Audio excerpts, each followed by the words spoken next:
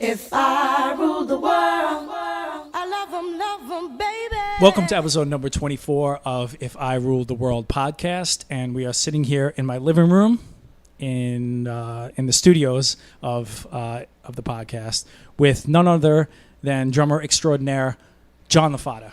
How you doing, brother? What up, everybody? It's glad to hear George's voice again in a microphone. Yeah, if you think about it, Yes, this it might be is. a way that you recognize me. Yes, I Is- want to hear some singing tonight. Well, maybe by the end of the podcast, we'll see how it goes. We'll see how these What's beers going go. on? He could always bang on this table. Yeah, maybe I want to hear a beat. Yeah. No, that's not that good. All right, let's not do any of that music Okay. stuff. Yeah, that's not. Let's talk about you. You're here for a reason. I think we talked a little bit off air about what to talk about, and a lot of the guests that we've had on that are from the Long Island hardcore scene. It's always nice to sort of get on tape a full history, and even though I know you well and I've known you for a long time, it's always nice to find out those gems of exactly how you started, where you went, and all the bands you've been in. So I would start this by asking you, when did you first start playing drums? I would say, well, first of all, thanks for having me on tonight. No I problem. Really appreciate it. My first time playing drums was probably with Derek Schilling in my basement when I was like 11 years old, something like that, 12 years old. 11 And- years old. Yeah, well, I started playing drums at 11 years old. And So- Derek Schilling is from Neglect, for those who are uninitiated. Yeah, I actually, I remember I wanted to play drums, and my dad got me a drum set, and I actually used to listen to like a lot of LL Cool J, and I loved my radio, so like he ended up buying me the LL Cool J radio box, which was like crazy back then because no kid owned it. It had an alarm on it. It was like jiggy, and I put it behind the drum set, and then I would start playing to bands like AC/DC, Black Sabbath. And I just self-taught myself how to play drums. And then Derek would come over with hot knishes and his guitar. And we started playing, in Toxic Waste and Oberon. Oh, Toxic Waste. I was trying to remember. I was like, Yeah. was Minor Matter his first band? But Toxic Waste was your first band. Yeah, Toxic Waste, yep. And Derek wooed you through awesome metal riffs and hot knishes. Yes, That's how he absolutely. won you over. And knowing you, that makes sense. Yeah, I remember he lived right down the road from me, and he'd walk down the road with his guitar case, and then he came into the basement, and for some reason his guitar case was steaming, and happened to be, and it was hot actually riffs. yeah, and it was hot riffs, and no strings in the box. It was just a hot knish, and then when we just started jamming out and did some metal, and that's it, and it was Toxic Waste, and we did. Has to be a thrash band. Yeah, it was thrash. I mean, I'm not Definitely just saying that thrash. because I know Derek, but I No. figured with a name like Toxic Waste, it's not going to be, Latin influenced flamenco or something. No, it was Yeah. pretty bad, but but it was good. It was good stuff. That's how we really got started, and we always been like really good together when we played. We had this chemistry. Yeah. When we started playing, and it was funny because we used to always listen to like all the metal radio stations at night and stuff, and then he had the long hair, and I couldn't grow long hair, so I'm like, Right. what, I like hardcore better. Yeah. So we started listening. I got into hardcore. He was into metal, and it kind of just like we turned it into a whole different thing. Which Hardcore is better for my particular hairstyle. yeah, Yeah. exactly. If you can't grow long hair, you listen to hardcore. Right. That's it. Was it before the crossover? Like where like bands started crossing over, like DRIs? No, actually, it was about we actually listened to DRI a lot. We used to blast crossover. Like we used to go. We actually used to go to the pools like when we were little and used to set up a radio and we'd blast crossover and like stage dive into the pool when we were little. And like, this is so cool, man. It's the greatest shit, Right. And so That's not like a bad idea. Like, it was if you're fun. a kid, It it's was like fun. It's we, like we didn't drink yet. There was nothing else to do no, but but it's like chew bubble training gum and- camp for stage divers to jump into a fucking pool. Training Yeah. for Sundance. That's it. Right? That's it. It was fun. It was really fun. Then, of course, we started. We really wanted to, try. Actually, Mike Richardson started singing with us. Yeah. So that was pretty cool, and we had a lot of fun. And then you came along. Well, quite technically, Mike Richardson is the original singer of Mind Over Matter. He is. He Yes. is the original singer of Mind Don't Matter. Yes. Yep. And then we found you. I keep getting letters from him. He wants his cut. He wants his percentage. So I already gave him his cut. It was 2 12-packs of Bud Light. I was gonna say you want a cut of the $1.83 I got from BMI Exactly. years ago. Exactly. But yeah, so when did you first start going to hardcore shows? Because there must have been a change. You know, there's playing with Derek in the basement. I always remember, and I think most people that start going to hardcore shows, things change. Now you're seeing live music. And was it hardcore shows you were first going to, or was it metal shows? A combination. Okay. Like I really liked. We used to go to Sundance when we were little. Right. And I actually had to like chalk my ID for like 16 years old just to get in. How old were you? Because I was like 15, so... No, I was very young. I never forget when I first went there. Actually, we started listening to Vice Grip, too. That's when I started getting into Vice Grip. So I was probably like 17, 18. You were probably like 15. Yeah, well, maybe like 15. 15 probably, yeah. And we started, like, I remember, I never forget, like, I loved Vice Grip and everything. Yeah. I got the demo and started going to Sundance, and then that's how and I Vice met all Grip, those just so guys. people know, was the the band before it turned into Neglect. Right. It was, a couple of those songs, but Brian Beal, essentially. Yeah. Yep, and we used to, like, basically, like, me and Richardson, we used to just be like, yeah, I'm going to, you tell your mother you're going to sleep over my house, and I'm going to sleep over yours, and we'd just disappear and try to go home, until we got caught, of course. Yeah. But we'd go out all night to Sundance and just, hang out and check out all the bands, and it was just incredible, like, bands like Biohazard were playing, and In Your Face, and, and I met the guys from Vice Grip, obviously, and I was like, I remember telling them when I was, like, young, I was like, because when I first met them, I was freezing to death, and they were just like, yo, you look cold. And I'm like, yeah, I love your band, but I was like, I just got to tell you, I'm your next drummer. Did you say that? Yeah, I did say that. I would say that to Brian, go, yo, I think I'm your next drummer. And he's like, yeah, well, yeah, really? Oh, yeah, it was funny. How did their old drummer feel? He was, he didn't hear me say that, because I said it very quietly, kind of. I have a picture of you playing drums and Joe Garces behind you helping you set something up. Oh, really? I don't know the picture. So yeah, I have a picture. I have much respect for Joe. Oh, he's the best. Yeah, he was awesome. Like he inspired me a little bit, as far as drum playing and stuff. So I feel like him and anything from that era is just bygone. Who cares? Yep. There's no hard feelings from the stupid little fights we all got into over nothing. Oh yeah.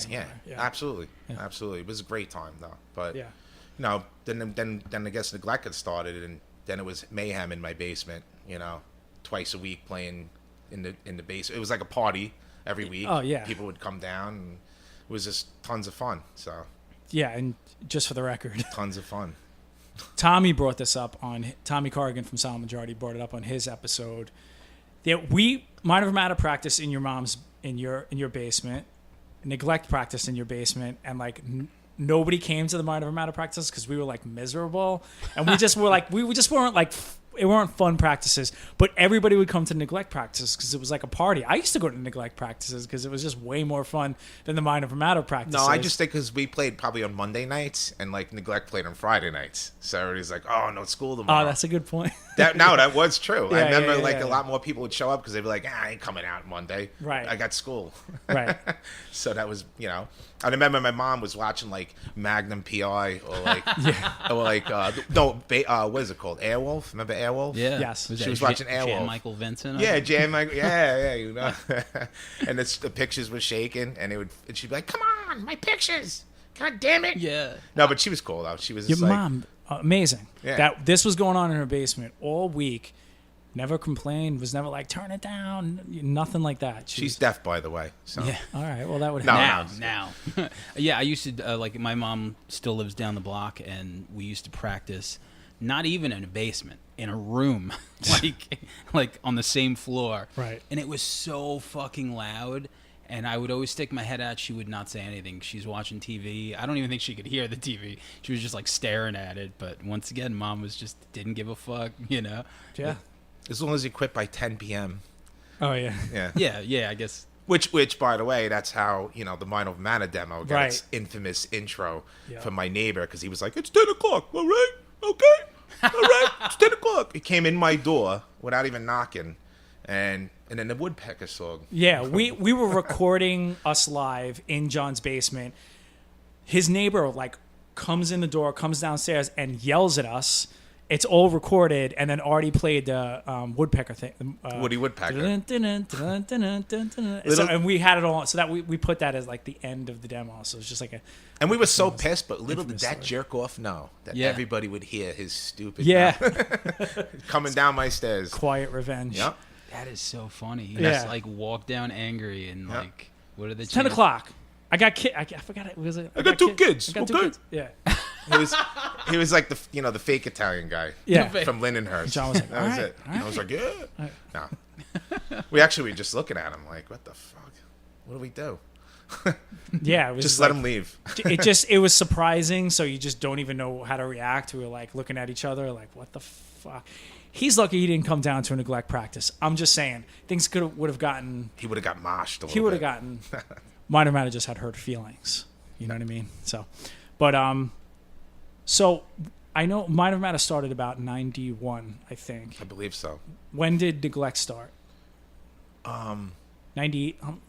The blank look on your face. I know. Is It was about something it was, I remember. It was pretty close, same time. I mean, it wasn't like far off. It wasn't far. It wasn't far off. It was maybe like a year later or something because I within just a remember, year, yeah, at some point. yeah, because I was always playing with Derek. It really didn't we just didn't have nothing really going established, Right. where we had a full band, but it wasn't too much longer. We were pretty close to the same, I think. Yeah, no, I think you're right because I sort of even remember recording way early, like the demo, and you were in neglect at that point. So that had to be 91. So Right. probably between 91 and 92. I mean, we were playing shows together all the time, and I had to Yeah. play 2 sets, which is, I couldn't do that right now, but, Yeah. And, but it was funny. How did you like the difference in the music? Like, did it help? Like, did it matter that there were so two different bands? Like, was it more fun that way? I actually loved it that way because it was like 2 different styles. I loved Mind Over Matter the way they had, it was just so different, the music. And Neglect was like kind of the music that, I loved the hard stuff that I wanted to play too. So it was like perfect, and I'm still like that. Like I'm open. If, I could play pretty much anything and I'm happy as long as it's, not cheesy, but I love playing. So I really can adapt to any style. And the main thing is being friends with everybody. I mean, we had a really good time. We had a good, everybody's like best friends. That's what really matters to me. That's what makes you play good music when you got that. When you don't have like one person in the band who's like you hate. You can't. You can't have that. You just can't have that. Right. It just doesn't work. Doesn't it eventually just It turn into that? Yeah, I think what it does, it you- makes you successful because the biggest Yeah. bands all hate each other. Yeah. The bands that don't go anywhere all love each other. Right. And Yeah. maybe you need that. yeah, maybe you need to hate You everybody. need to in the hate. band. There needs to That's be true. some dickhead in the band. You need a Billy Corgan in the band to be like just making your life miserable. Yeah. And then you'll be successful. That Yeah. would be my guess. I remember watching like the documentary on the Pixies when they got back together, and they're like one of my favorite bands. And it was weird because it was like 2004 or whatever. It was a long time ago, and I saw like these 4 people who were in this band that I loved, and it was like even before like YouTube and all that stuff. Like I bought the DVD, and you see like their interactions, and they're like 4 strangers. It's weird. But they were like, fuck it, I guess people loved our albums from like 20 years ago, and they got together and they all sat backstage, and it was like so awkward but fascinating. Like the documentary, it's called Loud, Quiet, Loud. And they had good drugs back then, so they probably were like, I don't care what you are. Yeah, probably. Did they? No, I have no idea. I don't know. Allegedly, of Wait, course. no. Allegedly. Yeah. But you see like their interactions, and sometimes like the bands that you love, like just, I guess you make it and you become successful, and now you're just stuck looking at them being like, okay, well now it's a business and I don't want to fuck this up. Right. Yeah, you may as well cash in if you can, but life is short to spend that type of time in that particular way with people you hate. Because it isn't, you don't just clock in and leave 9 to 5 if you're touring. You have to deal with them. You have to deal with them at night. You have to deal with them like overnight, and it's a 24-hour day job. So when you do it with people that you cannot stand, you see why bands break up. It's like going to Germany, I mean, you Going love to- them, but there's always that one guy who wants to hang out all night. Right. Let's have And a party. make rice and whatever. Yeah. Rice, they did the rice burner in the back and everything.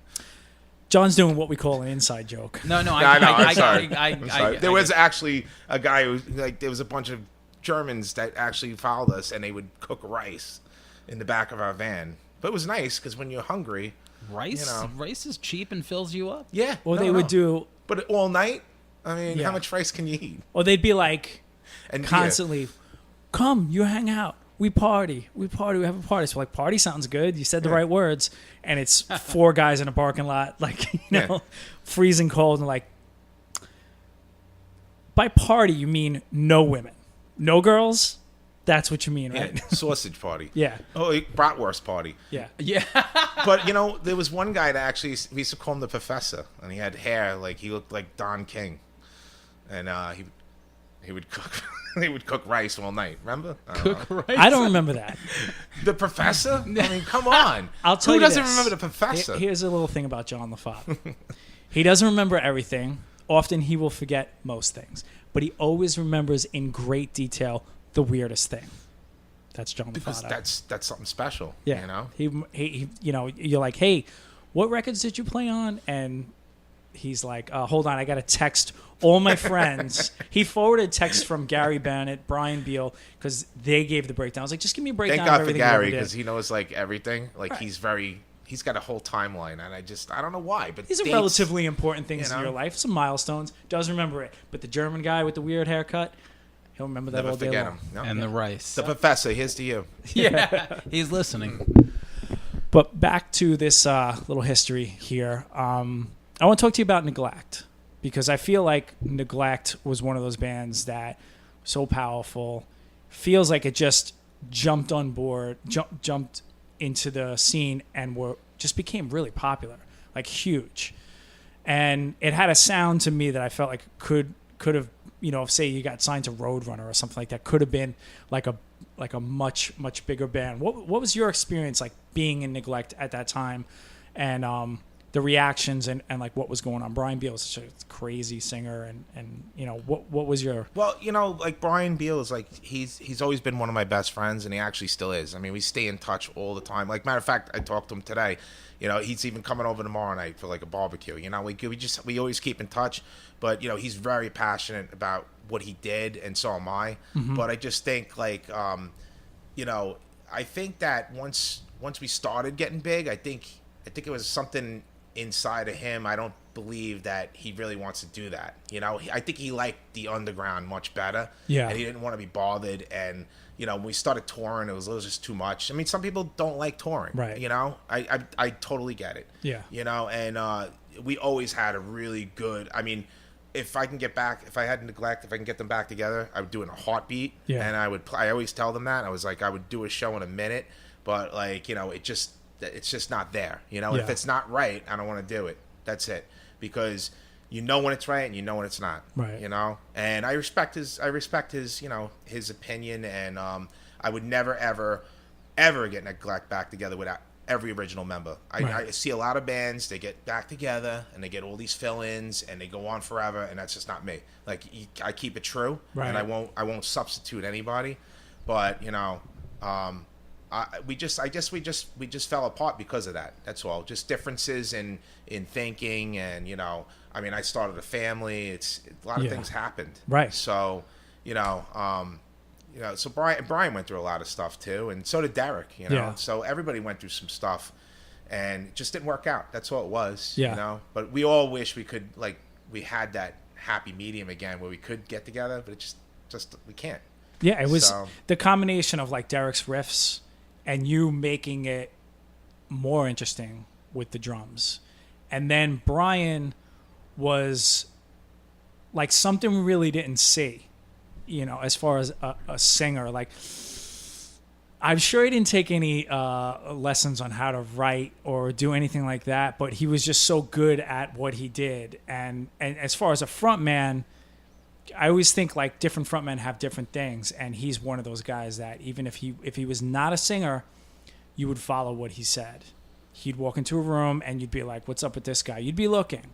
Yeah. It's like Tim from VOD has that, Gower from Glassjaw has that, and Brian had that. And it's weird to think of him like that because we think of him as like, oh, crazy Brian from Neglect, but he did. Mm-hmm. And I think he almost in some sense like knew the power of it to some degree, and like put it into being like this crazy front man and played into it. He's got a lot of conviction, which that's what I really respect about him. Yeah. Like whatever he's saying, he's just, when he sings, it's with conviction. It's not just doing it to sound like, you know, you're screaming or whatever. It's just like, it's that kind of, it's the thing that he does that makes your hair stand up on the back of your neck when you hear it, you know? And even when I still talk to him, he'll like try to convince me in some crazy thing that I do not even agree with him on. And that's why we're still friends, because, you know, we never clash with opinion. We laugh about it because like he'll still say some things, and I'm like, you're out of your freaking mind, dude. But like we laugh about it. But he's like, he's almost convincing, and I'm like, see, that's exactly why I'm friends with you still, because you're like a mind, you know, like he just like can twist your mind, and some people,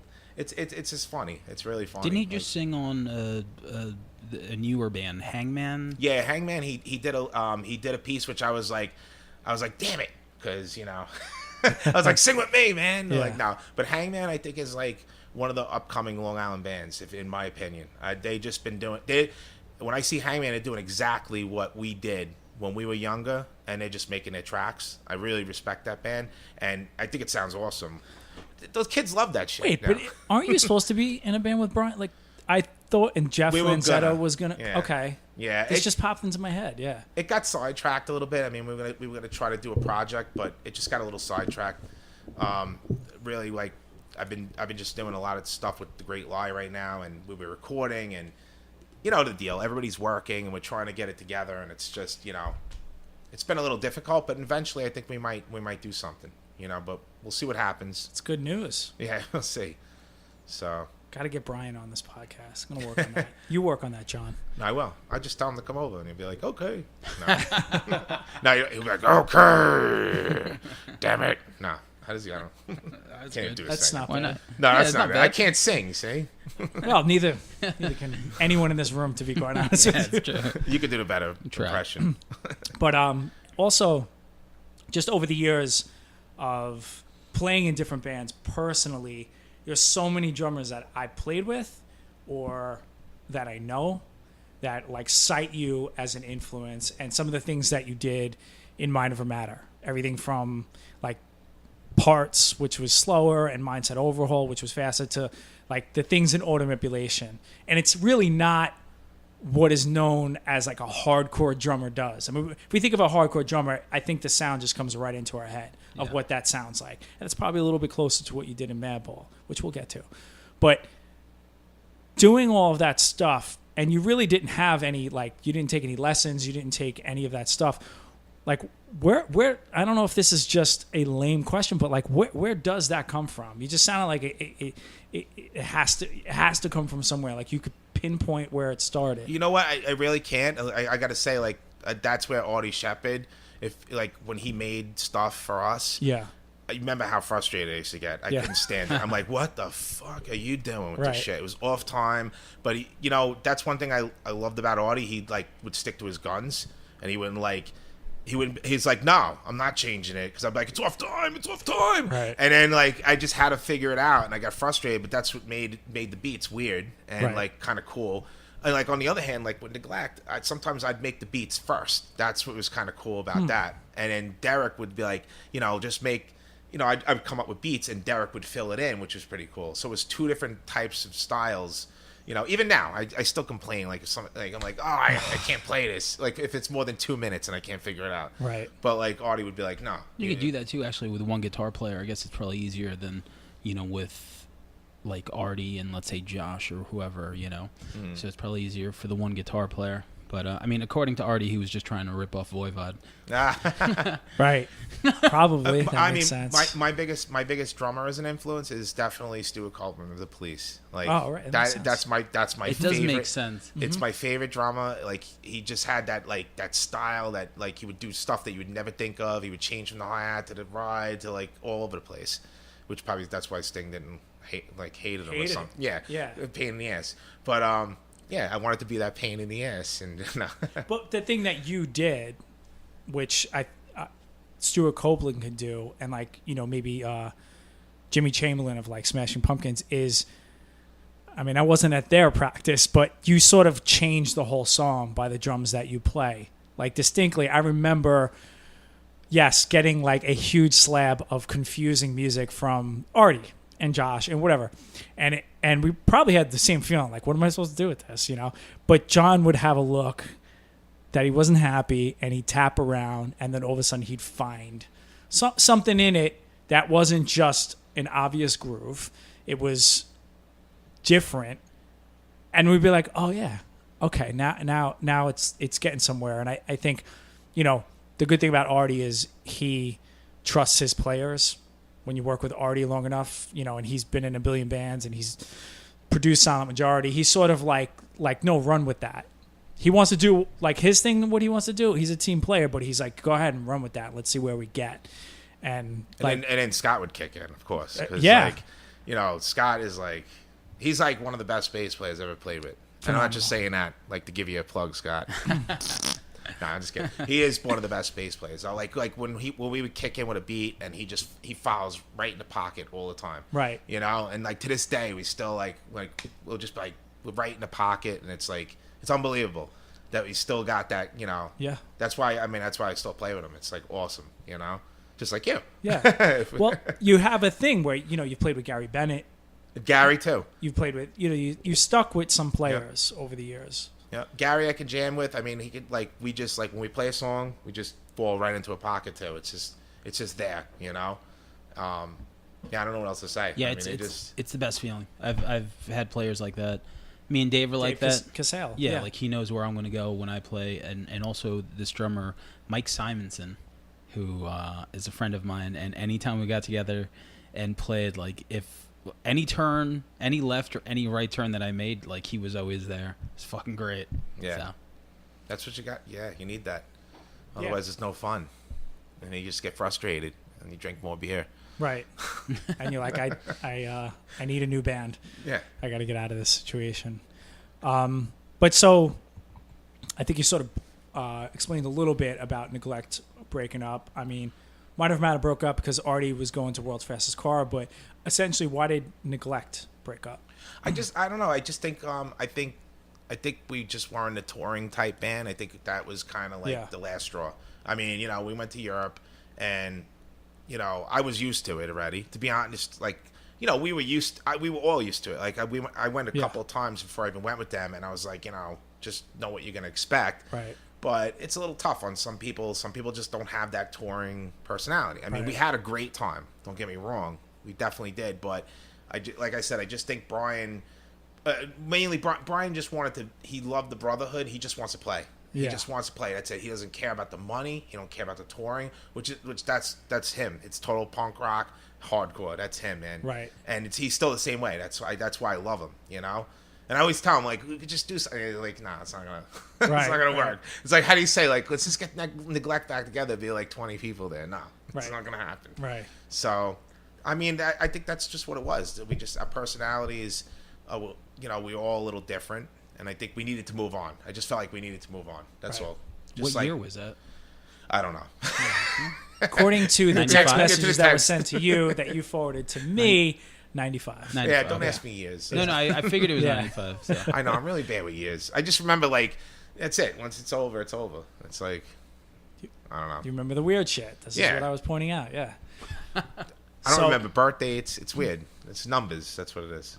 Then again, I don't know. And like before, I guess it was around the time that they broke up. Like for someone like me, and I've mentioned it before, and I always get Hugo or whoever making fun of me because I always say that I was never really into hardcore, but certain bands broke through to me, and Neglect was one of them. Mm-hmm. Like everyone knew LSS. Yeah. Everyone, like I'm listening to the Lemonheads, Pavement, and Neglect. Right. You know, because maybe it was just like a Long Island thing, but like every.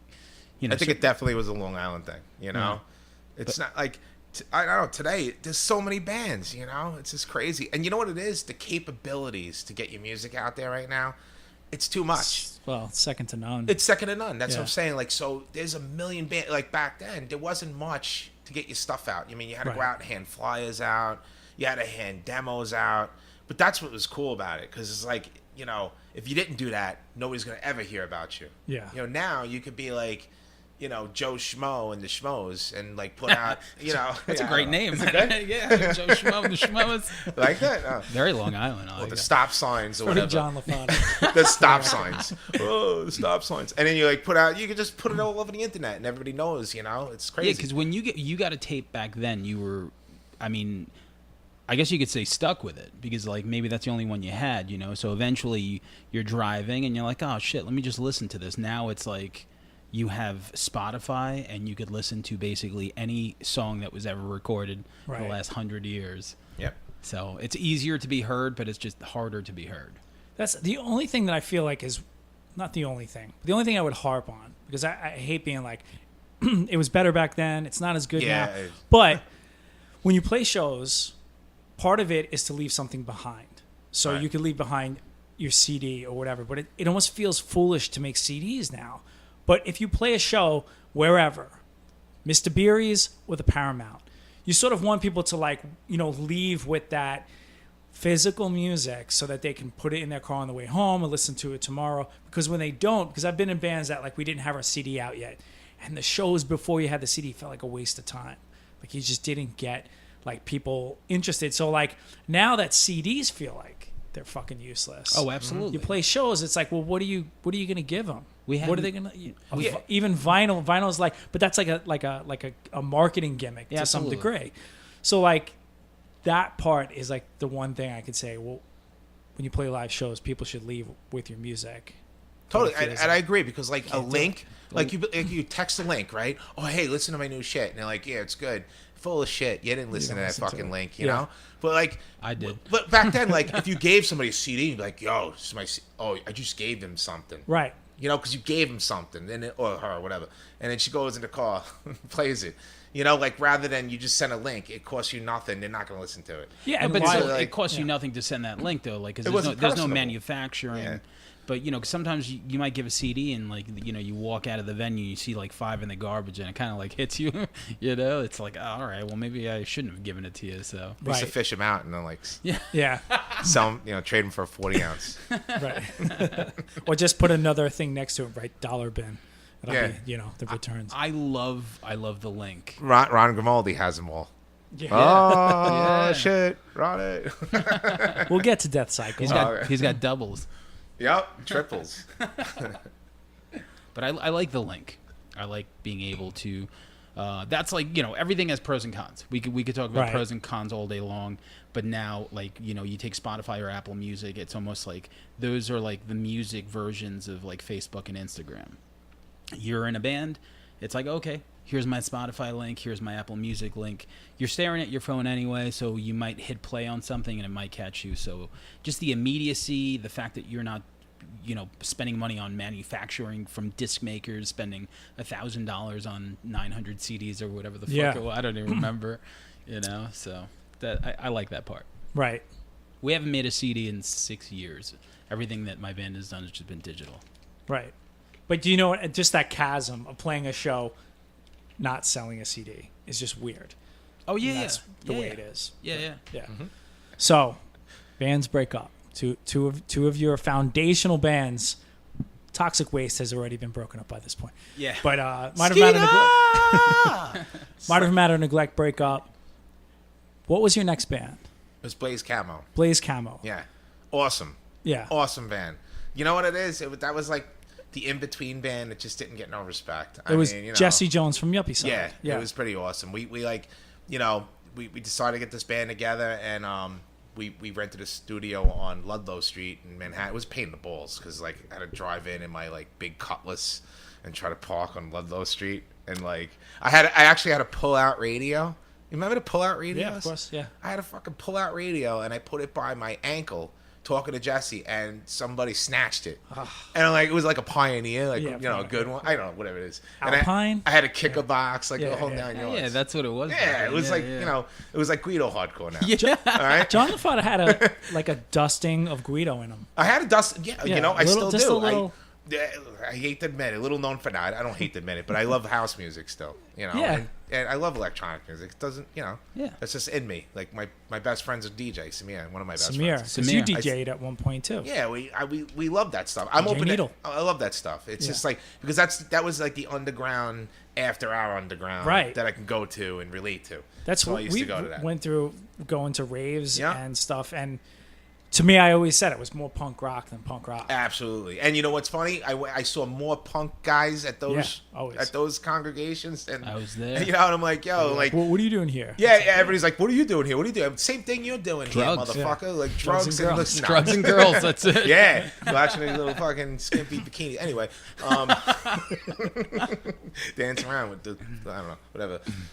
But yeah, that it was totally cool. We went into the basement. We started making music, and we actually came out a record, and it just didn't go anywhere. You Right. know, it was just like one of those things where like the things were just sizzling down, and you know, I guess it couldn't compare. Like Upper Side, right? Right. So you got Jesse with Upper Side. I was in Minor Mad and Neglect, and then we had two other guys that nobody really heard of, I Yeah. guess. But we tried it, and we played a couple shows, and it just didn't work out after a while. Plus, they lived in the city, and I lived on Long Island, so that was a big problem because I had to travel in, and the rent was getting high too. Yeah. We had this, and I'm like, "Why don't you guys come out to Long Island? How about Lindenhurst? I got a nice studio My here." mom's basement Yeah, is my mom. available. Yeah, of course. Nobody's like, "Oh, where are we gonna jam?" And it just happened. And then we just like later, and that was it. Right. But the record was awesome. I think and Jesse's really talented, and I love playing with him. Yeah. So, I mean, we toured with Up the Side, so that was like an honor to play with him. So Yeah. it was really cool, and it was a lot of fun too. Right. So, and that's it for that band. Through the years, I And guess. that's it. And for that band. Through the years, Just it off in the becomes- Cutlass. I was like, Yeah, the Cutlass. Anytime you got to find parking down there anywhere. whatever, Pontiac, whatever I had. I think it was, Through the years, were you doing like a lot of touring? I guess like for like that time period. nah, that time period, I just like basically, I don't know, we just kind of, it was a dead period. That was it. Okay. Yeah, for Blaze Camo. So, and then that's when Sheer Terror came up, and Gary said that Sheer Terror was getting back together, and I was like, oh, cool, and he's like, oh, you want to play drums? And it was fucking sick because I was so psyched, and like we walked in the studio and we just started jamming, and it was fucking awesome. Like, we just. Did you kind of like know all those songs? Well, pretty much? they just gave me the list of songs, and I just knew it from the childhood. Like, I mean, I'm sure it's nothing like the old drummer that used to play or whatever, but it was totally different because I was definitely like amped up. It was a lot faster. Yeah. But I definitely knew it like in the back of my mind. So like when we got together, we just had a lot of fun. Did you go buy a cowbell? I got in trouble for that because like Paul Vera always was like, you gotta use the cowbell, and I had like this dinky one. It was too small. It sounded retarded. It was like you hit it was like tink tink tink. You have to have a monster cowbell for that shit. But then I just got out of it somehow. I was like, oh, how about I just hit the hi hat, so somehow I got out of the cowbell. But yeah, I know the cowbell. You did? The cowbell is God. Yeah, I got out of the cowbell. So I seen you play with Sheer Terror. I didn't notice. Yeah, that. you didn't notice it because the cowbell was gone. Huh? I didn't notice that. Yeah, I don't like the cowbell. I don't know. I know it's an underrated thing. It's cowbells are great, but not. I just don't like it. It's got to be done right, It does, and it's easy to fuck up. Yeah, It's it easy is. to make corny. Yeah, and it sounds. Oh, it's so easy to make corny. And if you have a little one, it doesn't sound right. Right. Oh, right, yeah, right, gotta have a big one. right. Yeah. According Yep. to John Lafata, you got to have a big, Yeah, that's big right. cowbell. That's it. Yeah. Well, I don't know. It was a lot of fun though. That was a pisser. Well, let me ask you a question. Being that this is your interview, it's the same question that I asked Gary Bennett.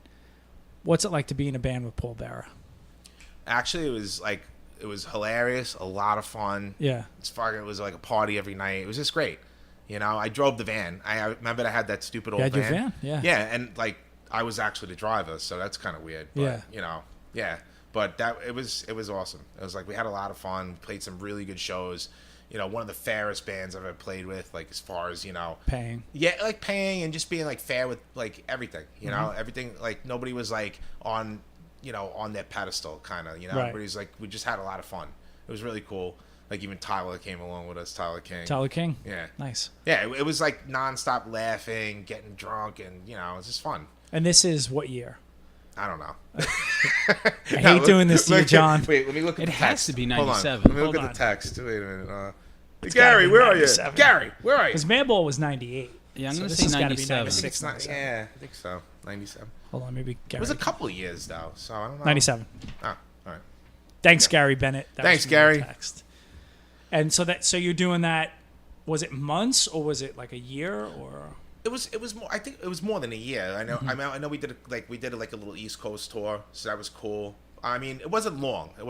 But I just remember it was like we had really good, solid shows, and it was fun. I think we ended up like one of the last shows. I think was Wetlands. And Wetlands is awesome. Yeah. Yeah, and that's actually I remember. That was I think that was our last show because then I was talking to Damien at the time. You know, our good friend Damien Bauer. I don't know where he is. Yeah. But I talk to him once in a while, man. oh, okay. Yeah. So I didn't. But anyway, Damien he was. Burns. Yeah. So we were kind of just, Sheer Terror was thinking about, hey, we're gonna just split. It was. I don't think there was any reason. I think Right. we just did like reunion shows. Right, You know. right. So I was like, all right, cool. And then Damien's like, oh, that's when Damien was like, hey, I think Madball is looking for a drummer, which was kind of funny because I was like, oh, really? Yeah, awesome. I'll go down and check it out. And that's how I kind of, met them guys. Yeah. So I went down to Madball had a show. It was kind of funny. They had a show at CBGB's, and I went down there and I'm like, I want to go talk to them. And I actually went in the back. I was drinking a little bit too, but I went in the backstage. And the old drummer was still sitting there. And I'm like, hey, I heard you looking for a drummer. And they're like, dude, like, get out of here. So they're like, we'll talk to you later. It was funny. That But is pretty yeah, the good. drummer, they're like, I'm like, oh, I'm sorry. The guy was like still sweating. He just got on stage. I'm like, hey, I want to play drums. Like an idiot, Was it because he was leaving? No, I don't know what happened. I guess they were parting ways for some reason. I don't ask questions, but I just wanted to introduce I was so excited. I was like, I got to get in there because I'm playing, and then I tried out for them. So at this point, like, you're kind of like swinging through like all kind of like some of the most important bands in like hardcore. So, that's kind of like a fun few years that you've been having, right? From like Neglect, Mind Over Matter, then Sheer Terror, and then Madball. Were you feeling like Talk about trading up. Hey, well, you know what? Even moving up the ladder? every year to this year, every year has been a really good time. Yeah. I don't care what band I loved every band I was in. I never had a really bad band. I'm like, oh, that sucked. That fucking sucked. Right. But Madball was definitely one of the best. One of the best experiences I had, I guess, because it was funny because when they actually let me try out, I was like, oh, cool, I'm gonna come try out. I went to the city and I went on the train or whatever, met them at the studio, and it was so funny because like I had to learn like 2 records of songs in like a week. I just just certain songs, and I always loved Madball, but I just never really I didn't have their songs down in It's my not head. like Sheer Terror. Right, like I knew the 7-inch, like really old shit, but Yeah. some of the newer stuff, some of the stuff I had to really learn and listen to. And I went to the studio to try out, and it was like all the DMS guys. There was a whole bunch of DMS guys just sitting there, and I'm like, oh my god, I'm like, I got to try out in front of everybody. Right. But it was funny because I'm like, but like the toughest guys in the room with the toughest faces. Like they're the nicest guys that I've ever met. Like after and like it was just great because like when I actually won the part or got the part, I was like, it's awesome, and like those guys like became all my good friends. Yeah. And they always will be my good friends. I still love them. They're all like good guys, really good guys. Despite like what some people say about some of these guys. But you hear nothing but good things about Hoya. Oh no, Nothing but good things. Hoya is Yeah. like one of the best bass players, too. Like, what I mean, he's like Yeah. like Scott. Him and Scott are like right on the money. You can't fuck with Hoya. Yeah. As far as a bass player, So the rhythm section is like awesome. But just even as a person. He's people awesome always person. speak highly Yep. of it. Yeah. Yep. I still and it's funny because we crack up. Like I always joke around with him and shit. But still, like we talk to each other, and really good guy, really genuine guy, family guy too. Loves his kids just like I do. So it's good. And I'm glad to see them still going. Yeah. Like, They're going with arguably- conviction, right? They're going So- arguably stronger Yeah. than ever. Yeah. They're like bigger than I think they've ever been. Right. I don't know. Worldwide. Yeah. And it's funny because like with Mind Over Matter, although I was always known for being like not the greatest timing because even though I did all this crazy shit, Right. but those like definitely like Matt Henderson, like playing with him, it's like my timing like went from like it just improved tenfold. You Right. know, so like I appreciated that because I was like, and I was frustrated too. I was like, I hate this guy. You know, he's making me play like, but it's like totally made me a better drummer. As far as As timing and tempo. Okay. Yeah. So now I just put it all together, and it's like nice. It's because in those earlier bands you could just do whatever you want. you can do whatever you want. Yeah. It doesn't Yeah. matter if we were off time. We Yeah. played fast. We played Yeah, I guess slow. it was loose. Yeah. Yeah. Yeah. It Oh, was yeah, more you're right. loose. So. Even on the records, it was Yeah. all over the yeah. place. Yeah. Yeah. Don Furious yell at me like, guys, you're not. What's he gonna? I Hey, Don. hate- so you weren't recording with metronomes because I hate metronomes. Well, we tried. did for security, We tried, but it was like fucked up, right? It was like trying. We to... did for security. Auto regulation, we didn't. But yeah, you could see the difference actually in Yeah. the tempos. But auto's a better record. Yeah, Yeah, I definitely. just feel like it's so mechanical. Like there's something about that I don't like it. I mean, I'm not a drummer, obviously, but like just playing to it, I never liked it. I always liked that live feel. See, I like it. Hey, we skipped over Eddie Reyes. Hey, Eddie, we had Eddie on this podcast. I know, but we skipped over him in this. Well, let's skip back. Skip back. Hey, Eddie. I'm trying to think of Eddie Reyes. how do we get back into Eddie Reyes. So what do you think about Eddie Reyes' success, John Lafata? I think it's freaking awesome, man. I'm jealous, motherfucker. Now, just kidding. He's awesome. I'm really happy for him. You know, he looks like he's doing good now. So you know, he definitely encountered a lot of good shit. You know? I mean he's out He's of Taking good. Back Sunday now. Yeah, I know that. Yeah. But I'm But saying he's doing okay. Yeah, Yeah. but he's doing cool. You know, but that's it's time to move on. Maybe that's it. Absolutely. But he probably did a lot of everything I saw looked pretty damn cool. Yeah. So playing for all those people and just making them happy and having a good time. So The most successful guy that we all know out of this area in music. yes. Yeah. You son of a bitch. I mean, arguably, probably right. They're like next to, aside from like the Twisted Sisters of the world or Billy Joel. Like I'm considering like who we knew. Yeah. I mean, I didn't even know Billy Joel. brand new Oh, I didn't know. necessarily, but they arguably, I don't know, yeah, I guess neck yeah, and neck with neck Taking and Back neck, Sunday. yeah. One's probably bigger than the other. I don't really know. But even like now, Yeah. definitely because and you know what I think the success of like a Taking Back Sunday is that somehow they managed to make new fans with every record. Yeah. So I think that you need that to like sustain that life. 100%. You basically like you're gonna have your like 30 to 40-year-olds that might go to the show, but like every year, as long as you like put out a record and some like 20-year-olds like, oh, I like this, and they go back, then you can move forward. Right. Otherwise, So. people age out. Yeah, people age out and they're like, I can't get a babysitter. Peace. Yeah. Yep. Lose hair, get grays, all that bullshit. Right. When you get gray pubic hair, that's when you know it's over. Oh my motherfucker. god, not yet, man! Holy shit! No, oh, wait. I did have Shave this. mine. Wait, mute Sorry. that. Mute. Too late. Mute it.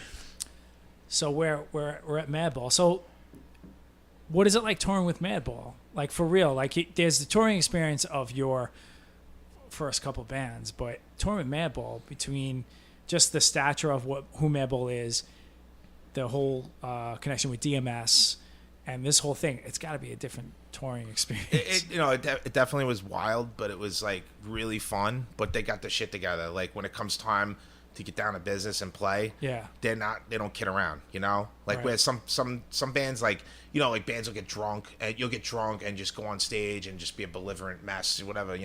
These guys are just like they'll get drunk and party, but when it's time to do business, they love their music, and that's what's different about it. You got to be on point, and it's just like, but it's definitely, but you feel it. Like Yeah. you can feel the difference in the energy and the people and the crowd and just the music. But it definitely was wild. Definitely was wild. A lot of characters. I mean, we had like, a busload of animals. I call the animals for on tour. That was pretty crazy. Yeah. But it's nonstop. It's definitely like I definitely learned a lot. You can't just like just take it lackadaisy. Can't phone it in. No, you can't fake the funk. Yeah. You can't cheat on the beats. Right. Were you That's doing it. long tours with them? Like, Yeah, we did pretty long tours. Yeah, we did some long tours. We did a few tours in Europe. We did Japan, Australia, South America a couple times. How do you build Canada. up like the stamina to that? If those were like the longest tours that you did, like You drink a lot of Red Bulls and you drink a lot of beer. That's it. And you smoke a lot of So, but I'm saying like when it's like the 29th show out of the 30 that you have lined up, Like, do you ever just get physically exhausted? I think anybody gets physically exhausted. You just got to overcome it. Yeah. You know, it's crazy because there was times when I felt like I couldn't even get on stage because I was like so hungover, and like as soon as I get up there, that's just me. When I get up there, I get this, just my energy just replenishes, and I'm right back. You know, that's it. It's music, adrenaline. Yeah, it's adrenaline. That's what keeps you young. Yeah. That's what's great. Like, you know, if you keep touring, you know, sometimes it takes a little. You get a little beat up, but once you're on that stage, I just feel like energized, you know, and just comes all back. Like my whole energy comes back. Right. You know, and I wish it could last for like another couple hours, but Right. you know, For the rest of the week. yeah. There is a fountain of youth aspect to being in a band. I mean, not only does it extend adolescence kind of in a way, but I think, you know, if you're singing, if you're playing guitar or whatever, just sort of, just even like on a, not to get like esoteric, but like on a vibrational level, you sort of exude something. Mm-hmm. It's something that works well with you know, keeping you younger. Yep. Yeah. And another thing with Madball that I noticed, like some of the bands we played with were more well-known bands. Okay. So if I knew I was playing with Suicidal Tendencies, I was like, you know what? I'm gonna fucking kill this shit. Yeah. Because this is like, you know, like it's totally different head. Like you know, if I'm playing with a big band like this, I'm gonna show them what's up, and that's it. And I'm gonna hit as hard as I can and go my craziest, you know. So that's another thing. Like Yeah. it's not like you know, where you're playing a hole in a wall with Joe Schmo and The schmoes. yeah, and the schmoes. And then, you know, then you're like, you know what? Fuck it. Yeah. Just want to go eat chicken and shit. Right. I always I want don't to know, eat chicken. I know. Chicken rules. Like chicken wings after playing, and, you know, the diner. Diner after playing. Yep. Oh, cheese fries, gravy. What's wrong? That's wholly Long Island. Yeah, That is I good know. way It to- is. yeah. It is. I know. Sorry. Lindenhurst Diners. Lindenhurst Diner. Yeah. Right. Nautilus. The Vadina. Now you're playing with Madball all this time, like 97 to 2000, I'm trying to think. or maybe You're asking me 99. dates again. Damn it. Yeah, I know. I'll let you know. I don't know. Like, but I know it was like we did several tours, so Yeah. it wasn't like just one year. Probably Definitely, and we did a 99, record, I feel like. so we did Look My Way. okay. And did you feel like this is it? This is gonna be your band for like the next like 10, 15 years? Not really, because my whole thing was I just got out of it because I felt like I needed to start a family. That's all, and I just I was in a different phase in my life, and I said, you know, I want to I want to marry. Like my wife's been with me since college, you know, so she's actually stuck with me through all the tours and all the bullshit that, you know, hey, I'm leaving for Right. like a month and then come back for a week. I'm leaving for another month, you know? So she was with me through the whole thing, and she actually, what's funny is my wife was actually a Mino Matter fan.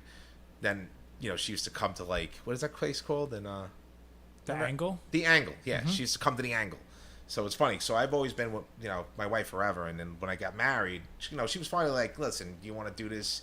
Like, I want to, you know, start settling For down, real, have a yeah. kid, you know? Do you want to do this forever? And I'm like, I do want to do it forever, but I want to do it for fun more than I do want it for a business. That's Right. all. And I took a liking to what I do now, my profession. So, Yeah. you know, that's why I just went a different direction. That's all. Otherwise, I would have stayed and did it forever, you know? But you just don't know. You know, you need the money to buy a house You did. and Yeah. support a And family. I think there's like this like almost like alleviation once you realize you're like, you know what, I just want to do it for fun now. Yeah. You know, and you kind of like maybe that pressure just goes away where you're just like all that like youth shit is out of your head. You're like, I just want to play for fun now. Like, you know, Right. I'm gonna go fucking leave Madball and do my thing or whatever band. So But you know what's crazy? Like Madball still is out there, Oh, yeah? rocking it out, and they're like probably bigger than ever. Yeah. But it's like my head at the time, I'm like, is this band gonna go on for Yeah. any? Like you always think in your head, like how much longer can this go on?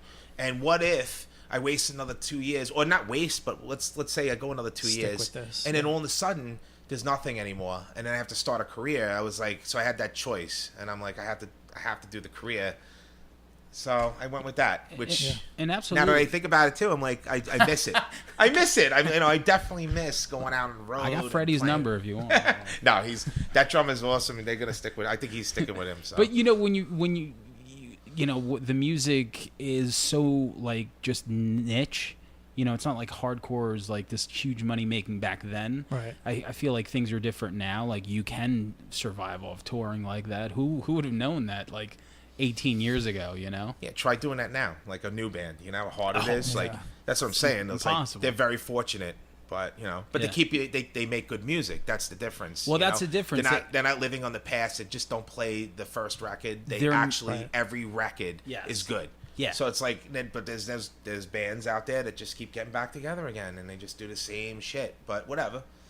No, you're right. If it works Yeah. for them, it'll work for a little while. They Right. actually put out like the last 2 records have been like great, you know, and people have responded to them. Nuclear Blast is behind them, and that's a great label. So And if you're in the hardcore scene, it does go in waves. It'll get a little less popular, and then it starts to become popular again. And I think if you look at like a Sick of It All or a Madball, that's what happens.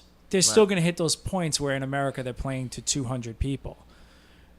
And then there's, huge festivals and stuff all over the world where they play to, and that might make up economically for a lot because they're playing, Reading. And it's funny because they're 200 people is like a Tuesday in Texas, which if Yeah. anybody else would play, you get like 5.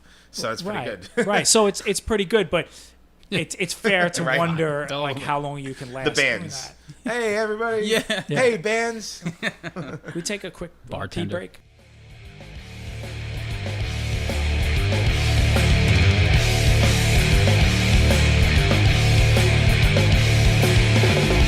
Looking for something, but all I see is lies. Hide the plain sight right before my eyes. Need to know someone, you best get away. New perspective, brand new fucking day. And I tried, but nothing seems to work, and I won't change my mind. Till we make it work, and I tried, but nothing seems to work, and I won't change my mind. Looking for something that I can't recognize. You know when it hits you right between the eyes. Looking for progress, but everything's the same. Why won't things improve? Break out of the frame. And I tried, but nothing seems to work, and I won't change my mind. Till we make it work, and I tried,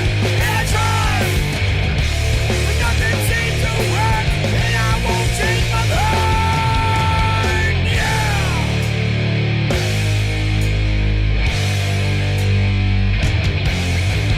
Yeah.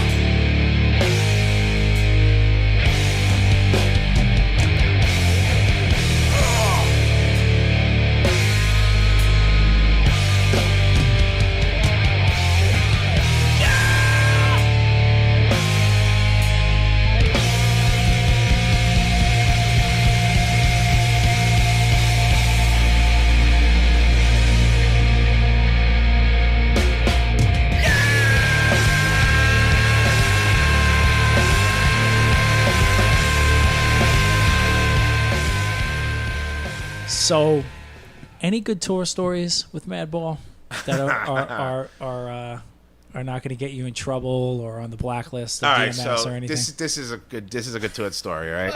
So we go to Japan and we get put in this hotel, and I'm on like the 2nd floor and Hoy's on the 3rd floor.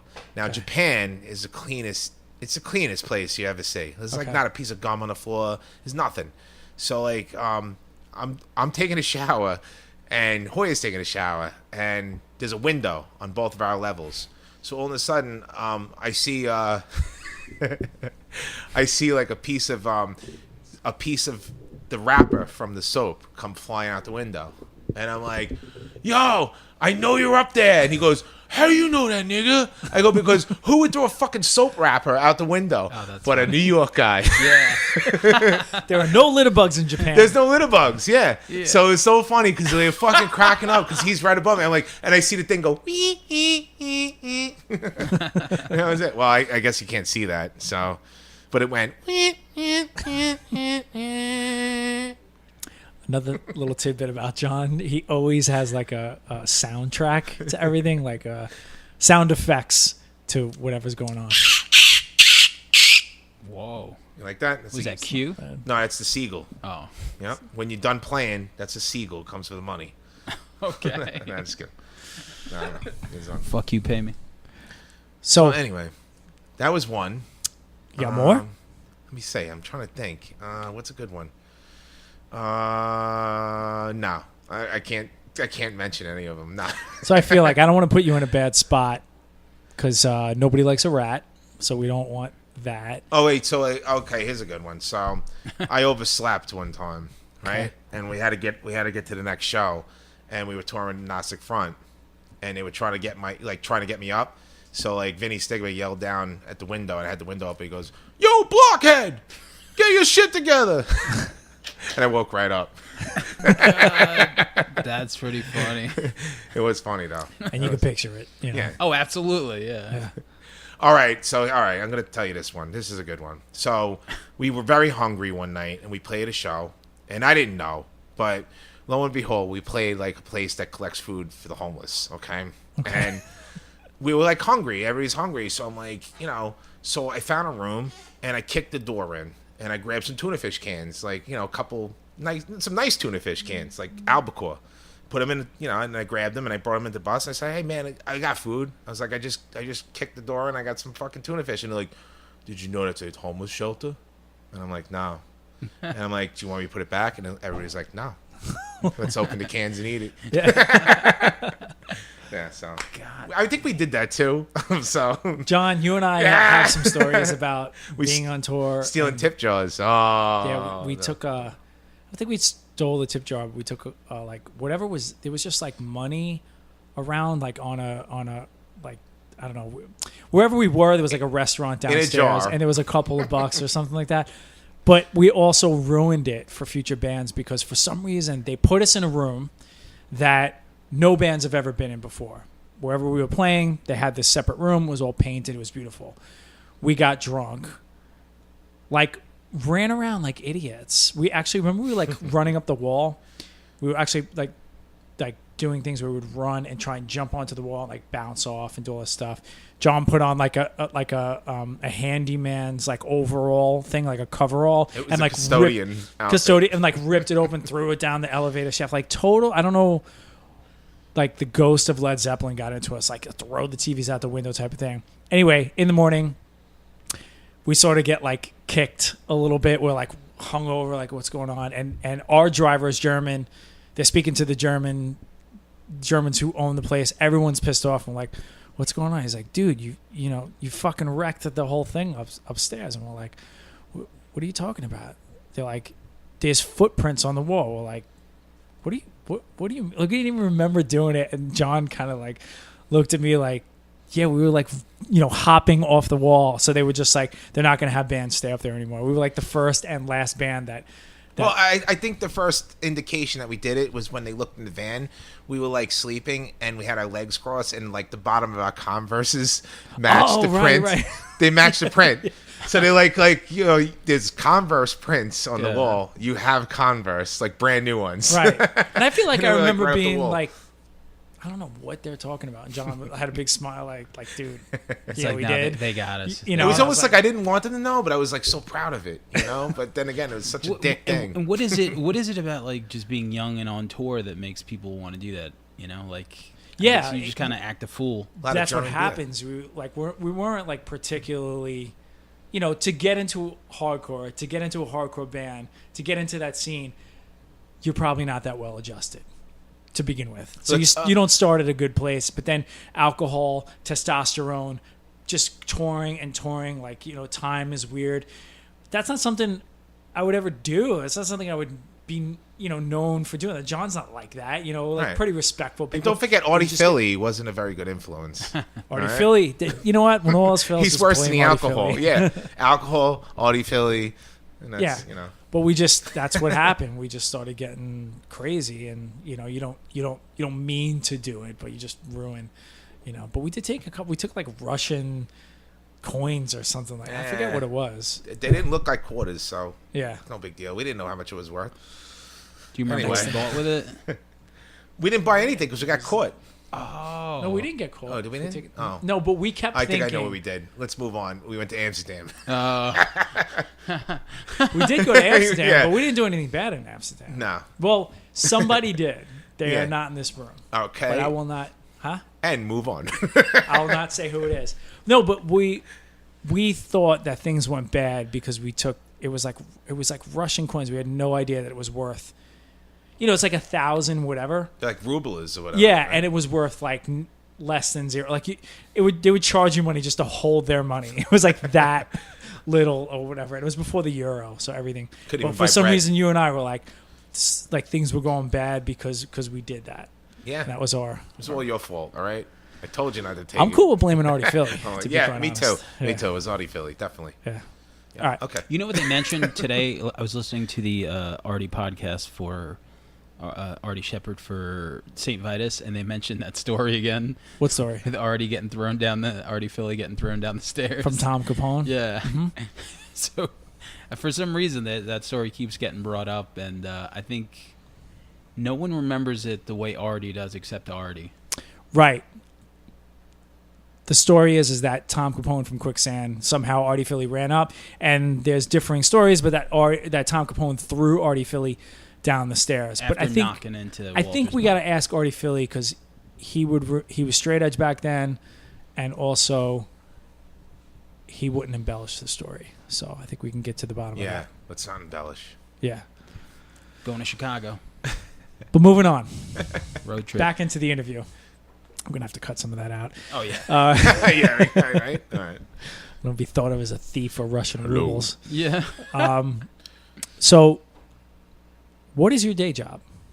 So I'm a financial advisor. Look at that. Yeah, white collar. I know, it's crazy, right? But, It's pretty crazy, John. But That's about the whitest collar you could have, I think. that is, I think it is. Yeah, it's I up think there. it is. But Sometimes you know don't what? get exactly- I was blue collar. I mean, I was Right. a carpenter for many years. And you know what? My back fucking hurt. You're doing roofing. Everybody's pissing on you, Yeah, so I Yeah. was like, you know what? I could probably just sit in a chair like an idiot. And no, I'm just kidding. I can't. No, but it's it's much easier. Your back doesn't hurt. Let's Right. put it that way. How did you know that you could do that then?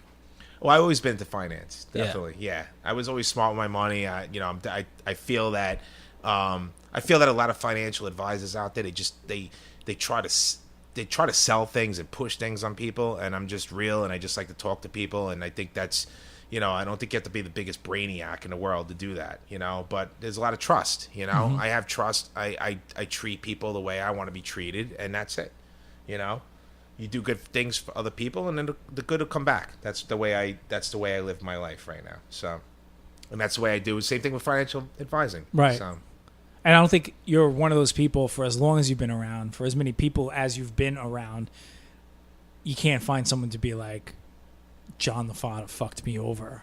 You're not that guy. That's well, so I built don't into do the- anything with friends. So.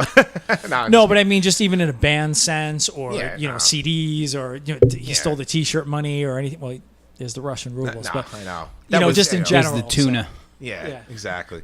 No, I mean, I like what I do. It's satisfying to me, and if I, when I give people a financial plan, it makes me happy. That's all. It's because I'm putting them on direction, Right. giving them good direction. So cut that out. Cut that whole thing out. Yeah. Yeah, What part? everything now. No, I don't know. Well, I always wonder, like, now that we're older, and I wonder people in their 40s who grew up in the hardcore punk rock scene, like how that thing influenced what they do now outside of music. So Right. do you think, like, anything in hardcore punk rock like helps you for the career that you have, even though it seems to be completely, if you have to pick something completely opposite of being in a broke band, would be probably white collar financial advisor. It's, you don't usually get direct opposite, but that's probably direct opposite. Is there stuff from what you learned in the hardcore scene that affects what you do today? Well, you know what's it's kind of funny because like some of the wealthy people I deal with, they have crazy lives in the past too, you know, and I share that with them. I'm like, you know, some of them ask me like, what did you used to do? And I tell them like, I still tell them like, I play in a punk rock band. It's so funny. Right. 'Cause it opens them up and they're like, oh, you like Dio, man? You know, and it's like, it'd be like, they could have millions of dollars and be like, everybody loves Dio. Like just stupid That's shit the like one that. thing, Dio. And you don't even Everybody but me. yeah, and you don't have to talk about Makes finance. sense. You don't even talk about finance, and it just like they get excited, and it's like, you know, because everybody has that dark side to them. Everybody has got that like, you know, that underground thing that they've done. If they don't, then they're just like totally missed out on life, and you got a lot of money, and you missed out, sucker. Yeah. You know, but like, you know, but most people actually have like, when I tell them what I used to do, I bond with them. They're like, yeah, oh yeah, or they'll be like, oh, I play guitar in like a bar band, you know, in a rock and roll band. It's kind of cool, Right. you know. So like, I get a lot of clients like that actually, because, you know, they want somebody who's real. They don't want somebody who's like, okay, you know, stock absolutely, market, yeah. you know. Makes Yeah, sense. like if I'm like totally even on the phone, you know, we're talking about music. Anytime somebody talks about music or movies or something like that's like off the beaten path, like I'm just gonna immediately gravitate towards them, and then from there I'll give you all the money that you want from me, you know, completely.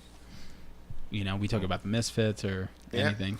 Hopefully, of like Misfits. those Nigerian scam people are not listening to this Yeah. right now, because they're gonna be like, "Let's just Yeah. email this guy Sam." Totally. Dear beloved one, I recently came into $1 million, Yeah, totally. and I will gladly send you a burger today. Yeah, Wimpy. absolutely. Yeah. It's a Popeye, Popeye. reference. Yeah. Yeah, I don't know. Our first Popeye reference, actually. Yeah, okay. Okay, yeah. So, leading up to, I guess you leave Madball, start a family, do your thing. How long before DeathCycle starts?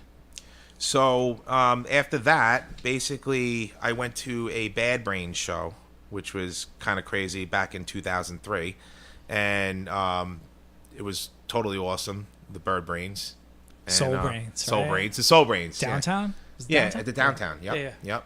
So I saw Gary Bennett in the crowd, and we just started talking again in the crowd. What? The Bird Brains. Yeah, yeah. Well, that was a different thing.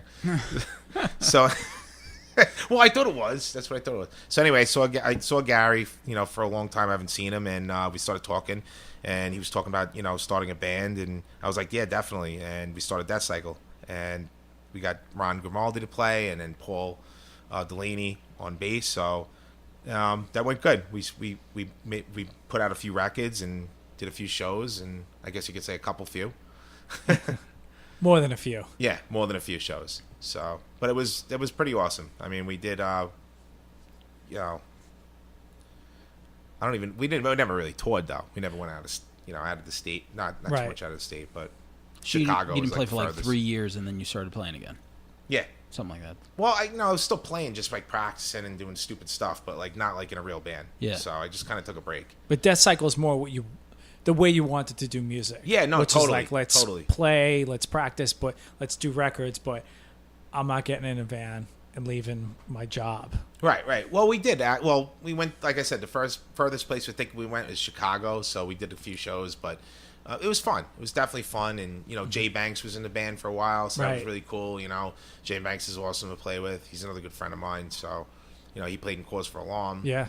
Yeah, so he's pretty awesome. We actually did a little side project, Everything Ends, which we didn't like really do anything with, but, With a name like that, well, you know, it's a self-fulfilling prophecy if you think about it. yeah. Well, Jay makes some crazy shit though. He's like pretty good. So him and Gary are like, you know, them two, like they grew up together. Yeah. So, you know, they get their guitar, you know, expertise from each other, but like they're both excellent. So, you know. Yeah. And then I'm going to ask you, when did DeathCycle end? Because I know that it ended, but then did more shows once in a while. Doesn't Again, say. the year I'm not No really cheat sure. sheet here. I Doesn't know. It doesn't say. We're looking at the I'm sheet. really not sure. Yeah, no, it's just things didn't work out. Like I was busy with work, and I just couldn't play shows. Like they were playing a lot more shows than usual. Yeah.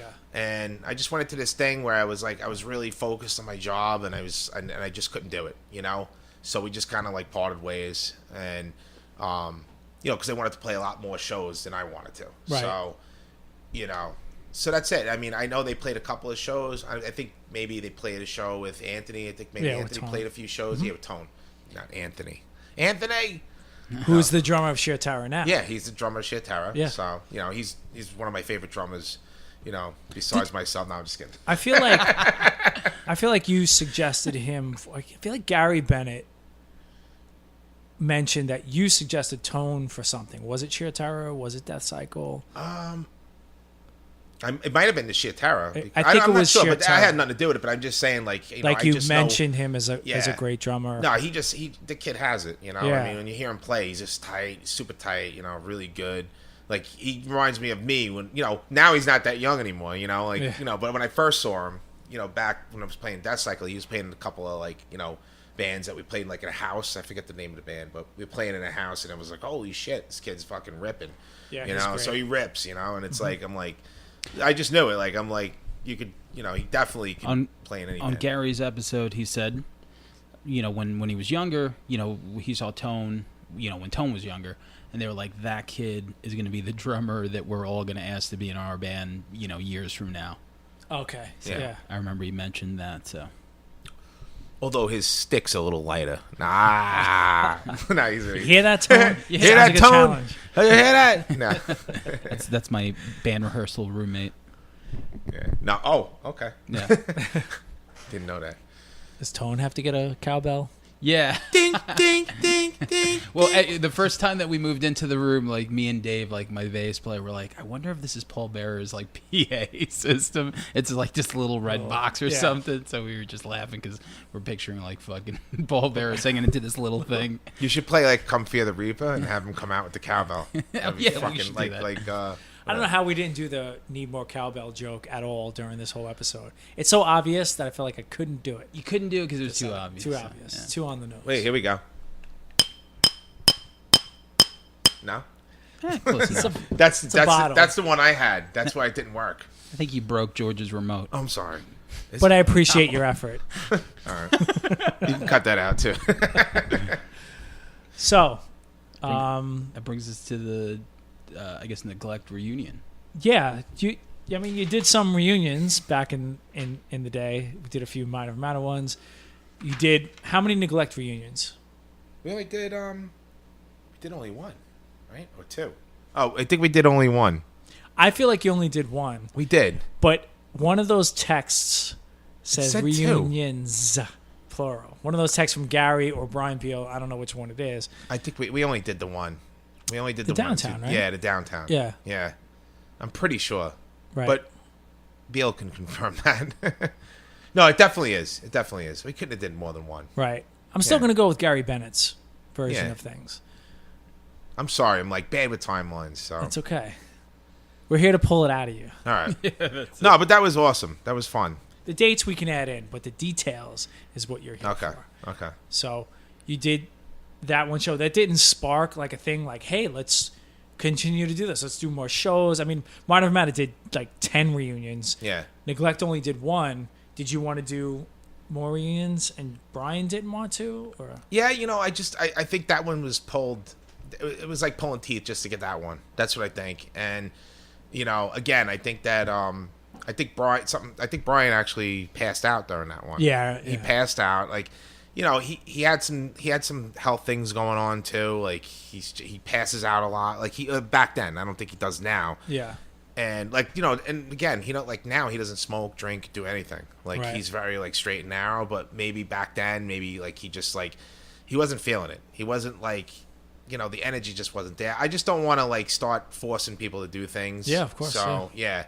So I think that we were just happy with the outcome, and it was such a good show that we had so much fun, and we got treated fairly, we Yeah. got paid fairly. So I didn't want to push it. I don't want to be let's do another show. And then so many bands do these shows over and over. I don't want to be that band. Right. I hate that. I understand we did we did a few reunions, Yeah. but it was definitely warranted, I guess, because we had more benefit. We did some benefit shows, which I'm always a fan of that. If we're gonna Yeah. do something to help somebody, but we just kind of just did it just to Right. play again. We didn't. It wasn't really a benefit or anything like that. So, but I didn't want to push it. I don't want to keep doing the same thing over and over every single year. So it's a little different. Yeah. Yeah. And you sort of look at what Mind of Matter still. I still get asked a bunch to do things, and it's often no. But then something comes along where you're like, okay, that makes sense. And then it's with Mind of Matter, it was always like, I felt like the reunions in the beginning I wanted to do, and they'd be like 2 or 3 people that didn't, and I'd be like, come on, dude. And then we'd sort of, but at the end of the day, it's got to be a vote. Right. And then Well, towards the end, I always say yes, right? I think the original ones you weren't. But then original towards ones. the end, Then I was like, yeah. then yeah. you were all about it, and I was like, I don't think we should do this. But Damn then it. I was like, if you guys all want to do it, I'm like a team player, so let's do it. I'll do it for you guys. I don't want to be the holdout. So that's the relationship we have. It was just sort of like, well, what is this? What are we doing? Why are we doing it? And the text message threads were kind of a nightmare, but they turn out pretty fun and funny. I remember when the text messages came through, I was painting. And It sucked because I had to get off the ladder. It was like, bring! and then I dipped the roller, and it was like, bring! But at least, it worked out. You get off the ladder for good reason. Yeah. When George Reynolds That's good. texts, You better get answer. off the ladder. You better answer. So, The Great Lie. Now, that's a band that was formed and happening before you joined it, right? Yep. Okay. So they had the band going, and it's kind of funny because my cousin Jimmy, he worked with Mark Lopez in Newsday. Yeah. So my cousin was like, Yes. It's funny because I knew Mark from like booking shows with DeathCycle and everything else, and then my cousin Jimmy's like, I work with this guy. His name's Mark Lopez, and he's looking for a drummer. And I'm like, Mark? what? Yeah, Mark I'm like, Noyes? Mark? He's Yeah. looking for. I'm like, really? And then he's like, yeah. He's like, you do anything? I'm like, nah. I'm like, tell him to give me a call. So it was kind of funny because then like, we just hooked up, and then Mark was like, yeah, I live in Babylon. I'm like, no kidding. I'm like, Well, dude, this is great. we practiced at Mark's house. Yeah, and he had the basement. Yeah. And I'm like, wait a minute, free place to jam. Yeah. Babylon, 5 minutes from my house, can't go wrong. So I was like, yeah, I'll try it out. Definitely. So he sent me a CD, and I just listened to it, and it was funny because I never forget this. They gave me a CD, and I was playing it in my car on the way to Adventureland with my daughter Lily, and they had this one song. I hate to say this, but they had the one song. It's like a ska song on there. Okay. And as soon as that song came on, she's like, Daddy, I don't like this song. Don't play this. I'm like, exactly. so I tried. I'm like, I don't want to play the ska song because it was like tink tink tink, Anyway, but it was funny. So I joined with them, and we had a fucking great time. Jerry plays guitar, Carrie's singing, and then Mark was playing bass, and we just had a good time. And just things. I guess Mark started playing with two man again, and Right. Things just happened, and we kind of he kind of moved on. So then we were like, who are we gonna get to play bass? And that's when I was like, Scott. And Scott's like, and actually Scott was like, I don't know, I can't really deal with a lot of people, He's like, because Scott, he's just like, but then when he met them, they were like they're like bros. They're like, I He think I was, love he was Scott. in 3 bands. Like that was because it was that band. He was in Green Sleep for a minute, and then Ides. Yep. Right. Yep. So it was funny because it just worked out great. Like once he came in, and we got our mojo back, and then the music just changed. Now 2 we're guitars. 2 guitars. We got Mike right now from Half Ton. He's fucking awesome. And we're all good friends, and it's just a party. Like nobody complains. Everybody's really cool, and we have such a good time. All of Right. us, So that's what makes the chemistry really good. Again, Yeah. like nobody's looking to make it big. Everybody has a good job. Yeah. We're not looking to tour. We're just looking to play shows. We're just looking to get shit out there. Right. Which he did. The Yeah. new record he just recorded, so we'll put the link up. Yeah. Tim O'Connor just did a recording for us. He's fucking awesome. He's out of Oceanside. We did it in a garage. It was like crazy. A little tiny garage, and really reasonable. Guy's awesome, and we just made really good stuff. And we're continuing to develop the stuff we're making now. We're making more. It's actually more thrashy stuff we're making now. It's getting more and more like Jerry plays thrash. very much like Slayer, like fucking. He plays like Kerry King almost. Oh yeah, sometimes. he just actually made a song that blew us away like the other day, and we're just like we just love like playing what we want to play. Like so we'll play like super hardcore songs, we'll play punk songs, we'll play like thrashy kind of songs. There's no right or wrong in this band, and everybody has an input, and it's cool, Right. and everybody gets along, and we do very we can't wait every week to play with play together in the studio, which is kind of cool. Right. And Like I don't have that feeling anymore. Usually it's like a drag. You're like, oh, I got practice. Right. But this is like something we all look forward to. That's So where, it's that's kinda where you cool. want to get, like at the end, like once you hit 40 or whatever, Yeah. and you're still playing, you're like, okay, my work week is my work week. I get to have these 2-3 hours to hang out, make music, stay creative, and just continue to do what I guess we all love, except Yeah. George. Yeah, exactly. Which Except for George. Except- George except- is- I tried to get George, but Kerry's kind of equivalent. I gotta say, both the best singers. I think Kerry and George is the best singers that I ever played with in my life. thanks. That means a lot. And Brian, it's been Brian. Right. Three singers. I think that really, because he reminds me of you so much. Like he I- definitely does. I think we Kerry, said that, yeah. because me and Sam were talking about this, Yeah. like he's almost an underrated singer. Oh, absolutely. Yeah. You He's know, got his own style. He's got his own style. He maybe because he didn't come out of the hardcore scene in the way that we did, he's off the radar. Yes. But in all the bands that he's done, I've always been like, this guy's great, and he's really like he really does a different thing, but it's so solid. And when I You know? talk to him, what I love, he's like one of my favorite people that I never see, but when I talk to, it's great because we'll talk about everything from like just thrash to like Pedro the Lion to like just everything. Pedro. He's got like such a wide palette like Yeah. I do that I love it. And I think, when you have such a wide palette like that, and when you start making songs and start coming up with melodies and ideas, I think it helps to make you come from like a different angle. Yeah, absolutely. I always find it interesting too, like the way you're explaining the way you do music now. It almost always happens that people who just like are lifers with music, it's the way it started. Oh yeah. I mean, yeah. it is everything in between that we just discussed, which Yep. is MADBALL and bigger tours and what happened, the ups and downs of Neglect and Mind Over Matter. But how did it start? It was just your day job, and this is how I get away from my day job. Right. And then in your 40s, you're like, wow, I'm back to the way that it's always been to some degree. Yeah. Yeah. Absolutely. I mean, everybody has like we're all professionals. Like we all have jobs, and it's great because it's like a release. We got that release again. Yeah. And there's no arguing. There's no bullshit. No baby shit. Like no, don't do this. Right. It's like we all have our input. You don't fight and- over the set list? No, we actually don't. Yeah, I You know. know, we That- kind of leave it to Kerry. Because like I do I fight over the set list? No, because Yeah. you know me, like I can't even know the names of the songs. Yeah. Right. I was like, you have to play the first bet now, but But that's like a personal checklist sign of maturity that I do in my head. If the band doesn't fight over the set list, they're all cool. The singer always has it's to. It's a 20-year-old thing that you do. You're like, no, we got to do this. Like I remember having these like long discussions with Artie Shepherd. Like, no, come on, what about this? All right, if I could, it's like a negotiation. If I do the first song, you can pick the rest of the set. I don't care. I just need the first song. It's like, but now it's like, I don't give a shit. it's kind of funny. We actually come up with set lists sometimes. Like somebody will be drunk on a Friday night and be like, what song would be good into another song?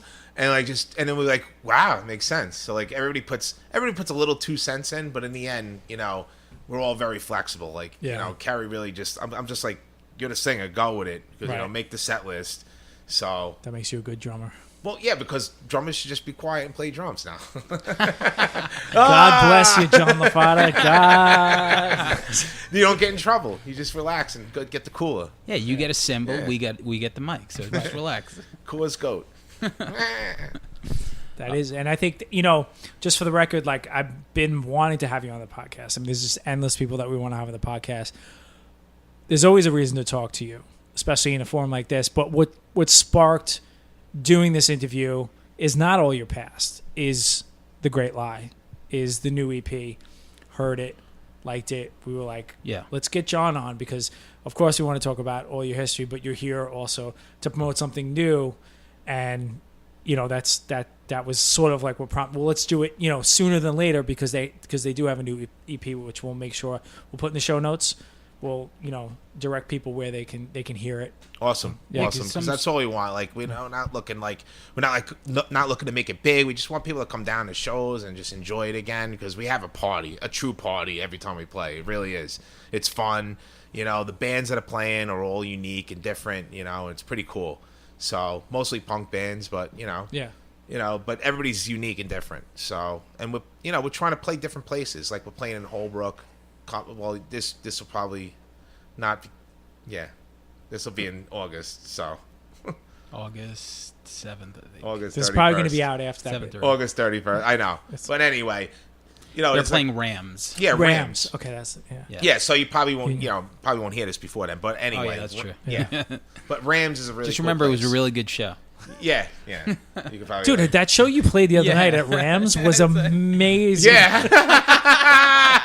I feel like everyone in Holbrook was there. You know what's cool about the place though? It's so tight niche. It's like there's no stage. Yeah. It's Yeah. like it used to be. You guys got like, you got to check it out because I think it's We good. played there. I've been there. I was just, I was there before it was Rams. we Well, I didn't know. I was probably That's only. true. Union Square was a few things. Yeah, it was a bunch of things. I was only there because I was playing. No, I was just kidding. Yeah. But no, seriously, it's pretty cool. Like I hope more places open up, like for local bands to play, and and there's no fantasy. That's it. No reservations. Everybody can play. It's cool. All right. Sounds like a nightmare. Yeah, definitely. So, like I said, I guess we're up to like the last question, right? Okay, cool. So the name of the podcast is called "If I Ruled the World." So everyone that we have on, we just like to ask that one question. John Lafata, if you ruled the world, what would it look like? If I ruled the world, it would be the biggest garden you ever seen. Tomatoes everywhere. Beer growing out of trees. Tomato and beers. Wow. Okay. Basil, tomato, pasta, beer, liquor. Nah. Women hanging off trees. What about garlic bread? Garlic bread. Nah, that's fucking... Could we take 1 minute to talk about your fucking garden? Sure. I love Jesus my Christ. garden. That's my Are you garden. friends with him on Facebook, Sam? No.